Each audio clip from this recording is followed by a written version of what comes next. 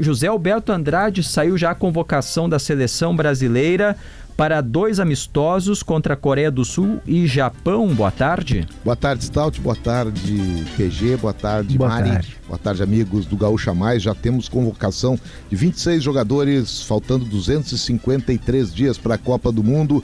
O Brasil vai para a sua penúltima data FIFA deste ano de 2025. Foram convocados 26 jogadores. São os seguintes os convocados: goleiro Bento, que joga lá no futebol da Arábia, Ederson do Fenerbahçe, Hugo Souza do Corinthians. Está em Porto Alegre hoje para jogar pelo Corinthians. Vale dizer que Alisson, goleiro do Liverpool, se machucou no jogo de ontem e por isso já está fora da relação de hoje. Houve consulta ontem da CBF. Portanto, os 3 goleiros são esses.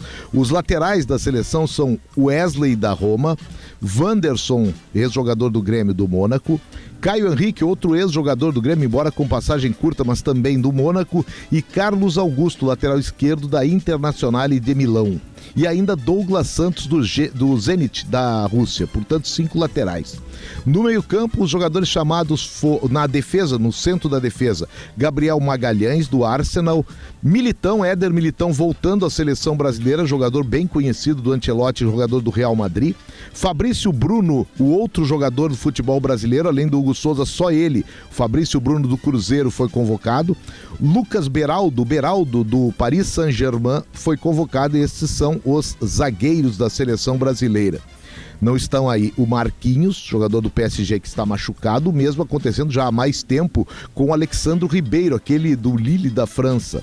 Vamos agora para o meio-campo: Casemiro do Manchester United, Bruno Guimarães do Newcastle, Lucas Paquetá do West Ham, André, uma novidade, o ex-volante do Fluminense está convocado, ele que é do Wolverhampton, João Gomes, ex-jogador do Flamengo, igualmente do Wolverhampton, e Joelinton, que foi convocado da última vez, mas se machucou, jogador do Newcastle, que atua ao lado do Bruno Guimarães, também está convocado. E os atacantes do Brasil convocados para os jogos contra a Coreia do Sul e Japão são Vinícius Júnior e Rodrigo do Real Madrid. A primeira convocação do Rodrigo pelo seu ex-técnico de Real Madrid, o Ancelotti, que já na primeira resposta da coletiva disse que trata-se de um jogador importantíssimo para a seleção brasileira, ele que conhece muito bem o Rodrigo. Estevão do Chelsea, Matheus Cunha do Manchester United, o Gabriel Martinelli do Arsenal, Igor Jesus, ex-jogador do Botafogo, agora no Nottingham Forest, e Luiz Henrique do Zenit da Rússia. Não está aí o Rafinha, o gaúcho Rafinha, que no Barcelona está lesionado, portanto não vem jogando.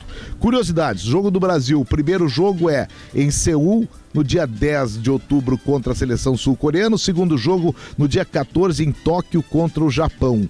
O Brasil vai utilizar a cidade de Seul como base, vai ficar mais tempo na Coreia do Sul e vai apenas na véspera do jogo para fazer um treinamento na véspera do jogo na capital japonesa. Já estão adiantados que os jogos de novembro, os últimos do Brasil neste ano, serão na Europa. O primeiro deles em Londres e o segundo na França, em cidade ainda indefinida, mas que deve ser em Paris.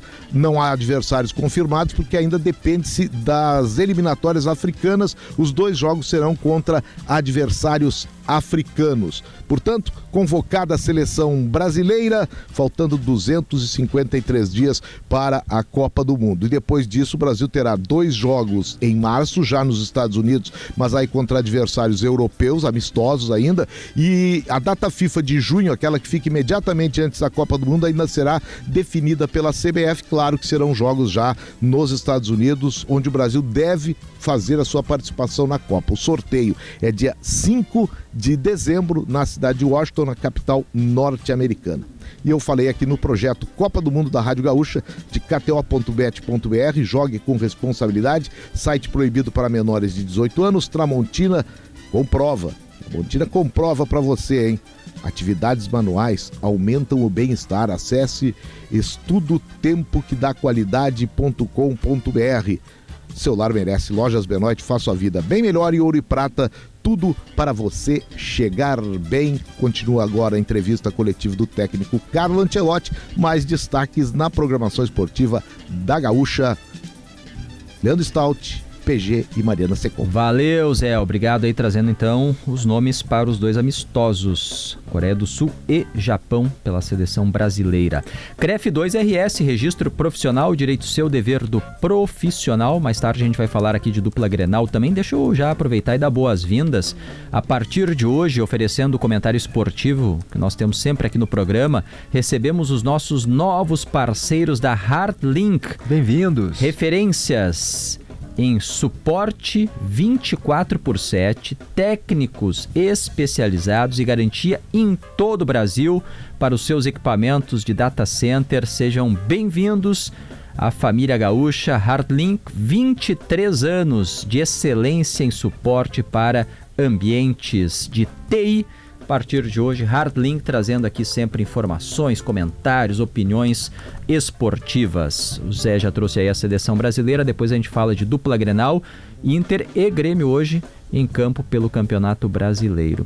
Vamos para as ruas e hoje uma atenção especial para a BR-116. Aliás, meu WhatsApp é bom, né? O WhatsApp da Gaúcha está à disposição, 996995218, e também o nosso chat no YouTube de GZH, porque a gente vai ter daqui a pouco uma entrevista sobre as condições da BR-116, então as perguntas dos ouvintes são valiosas neste momento.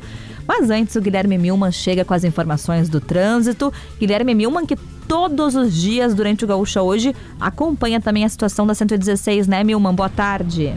Oi, Mari, boa tarde a todos. Eu gosto de brincar que a 116 é meu escritório. Todas as manhãs a gente passa aqui, fica 2-3 horas circulando por aqui, rodovias próximas. Antes de falar da 116, e tem coisa para falar de trânsito sim aqui na BR-116, queria primeiro dar um destaque de trânsito dentro de Porto Alegre. Teve um acidente há pouco na Ipiranga com a Azenha, que está ainda causando congestionamento naquela região, principalmente no sentido bairro centro. Quem está indo aí em direção ao centro de Porto Alegre, então esse acidente está em atendimento. Eu estou falando aqui de um ponto que tem sido uma das principais obras do momento, que é o viaduto do centro aqui de Canoas, que é conhecido como viaduto da Metrovel, viaduto da Avenida Inconfidência. Eu vou virar a câmera para mostrar. Aqui na pista lateral já tem uma fila grande de carros, isso é uma rotina principalmente para quem precisa fazer o deslocamento para dentro de Canoas, que acaba sendo mais impactado. Lá no fundo, ó, dá para ver que tem um viaduto que está sendo construído, está sendo, ou melhor, ampliado, né? A gente vê aqui o trabalho sendo feito nesse momento. Eles estão colocando alguns andaimes, porque esse viaduto aqui tem hoje 2 faixas, ele passará a ter 3 faixas. Só que para fazer essa obra é preciso então pegar uma parte dessa pista lateral, o que vem causando bastante congestionamento. Mas só para vocês terem uma ideia do que é a BR-116, uma rodovia que tem muita obra e diferentes tipos de obras. Quem vem de Porto Alegre, por exemplo, já ali próximo à região do aeroporto, passando do aeroporto, já vai ver que tem uma faixa bloqueada, porque está tendo também uma obra de ampliação de faixa por ali.